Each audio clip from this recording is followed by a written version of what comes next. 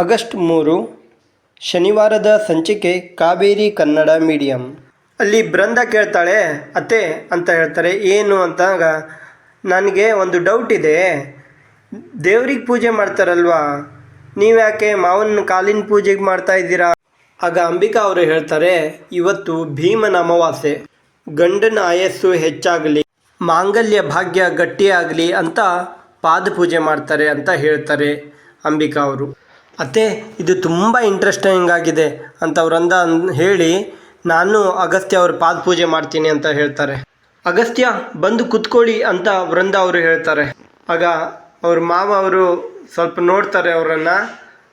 ಅಂಬಿಕಾ ಅವರಿಗೆ ಖುಷಿ ಆಗುತ್ತೆ ಆ ಥರ ಹೇಳಿದ್ದನ್ನು ನೋಡಿ, ಅವ್ರ ಅಣ್ಣನರಿಗೂ ಖುಷಿ ಆಗುತ್ತೆ. ಶಶಿ ಅವರು ಮೊಬೈಲನ್ನು ಮೇಲ್ಗಡೆ ಇಟ್ಟು ಬಂದಿರ್ತಾರೆ. ಶಶಿ ಅವರು ಪಾದ ಪೂಜೆ ಮಾಡುವಾಗ ಅಂಬಿಕಾ ಅವರು ಮಾಡ್ತಾ ಇರ್ತಾರೆ. ಆಗ ಕಾವೇರಿಯವರು ಅರ್ಧಕ್ಕೆ ಹೋಗ್ತಾರೆ. ಹೋದಾಗ ಅವರು ಶಶಿಯವರ ಫೋನಿಂದ ಅಗಸ್ತ್ಯ ಅವರಿಗೆ ಕಾಲ್ ಮಾಡ್ತಾರೆ. ಅರೆ, ಡ್ಯಾಡ್ ಇಲ್ಲೇ ಇದ್ದಾರೆ, ಕಾಲ್ ಬರ್ತಾ ಇದೆ ಡ್ಯಾಡ್ ಅವರಿಂದ ಅಂತ ಡ್ಯಾಡನ್ನು ನೋಡಿದಾಗ ಅವರು ಕಣ್ಣಿಂದ ಸಿಗ್ನಲ್ ಮಾಡ್ತಾರೆ, ಆ ಕಡೆ ಈ ಕಡೆ ಮಾಡ್ತಾರೆ. ಆವಾಗ ಡ್ಯಾಡ್ ಎಲ್ಲೂ ಮೇಲ್ಗಡೆ ಹೋಗು ಅಂತ ಹೇಳಿದ್ದಾರೆ ಅಂತ ಹೇಳಿ ಅಗಸ್ತ್ಯ ಅವರು ಮೇಲ್ಗಡೆ ಬರ್ತಾರೆ. ಇಲ್ಲಿ ಮೇಲ್ಗಡೆ ಕಾವೇರಿಯವರು ಕಾಯ್ತಾ ಇರ್ತಾರೆ ಅಗಸ್ತ್ಯ ಅವರಿಗೆ ಪಾದ ಪೂಜೆ ಮಾಡೋದಕ್ಕೆ. ಆವಾಗ ಹೇಳ್ತಾರೆ, ಭೀಮನ ಅಮಾವಾಸ್ಯೆದು ಪಾದ ಪೂಜೆ ಮಾಡಬೇಕು ಅಂತ. ಅಗಸ್ತ್ಯ ಅವರು, ನಾವು ಒಂದೇ ಅಲ್ಲವಾ, ಇದು ನನಗೆ ಯಾಕೋ ಸರಿ ಕಾಣಲ್ಲ ಪಾದ ಪೂಜೆ ಮಾಡೋದು ಅಂತ ಹೇಳ್ತಾರೆ.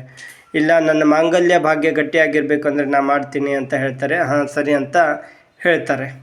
ಇದನ್ನು ಶಶಿಯವರು ನೋಡ್ತಾ ಇರ್ತಾರೆ. ಇದು ಎಲ್ಲರ ಸಮ್ಮುಖದಲ್ಲಿ ಆಗಿದ್ದರೆ ಬಹಳ ತುಂಬ ಚೆನ್ನಾಗಿರ್ತಿತ್ತು ಅಂತ ಹೇಳ್ತಾರೆ. ಇದು ನಾಳಿನ ಸಂಚಿಕೆಯಲ್ಲಿ ಏನಾಗುತ್ತೆ ಅಂತ ಅಂದರೆ, ಕಾವೇರಿ ಕನ್ನಡ ಮೀಡಿಯಮ್ಮು ಅಗಸ್ತ್ಯ ಅವರು ಕಾವೇರಿಯವ್ರ ಕೈ ಹಿಡಿದು ಹೇಳ್ತಾರೆ, ಕಾವೇರಿ ಅವರೇ, ಇನ್ನು ಮುಂದೆ ನಿಮ್ಮದು ಲೈಫಲ್ಲಿ ಖುಷಿ ಆಗಲಿ ನೋವಾಗಲಿ ಯಾವಾಗಲೂ ನಾನು ನಿಮ್ಮ ಜೊತೆ ಇರ್ತೀನಿ ಅಂತ ಅಗಸ್ತ್ಯ ಅವರು ಕಾವೇರಿ ಅವರಿಗೆ ಹೇಳ್ತಾರೆ.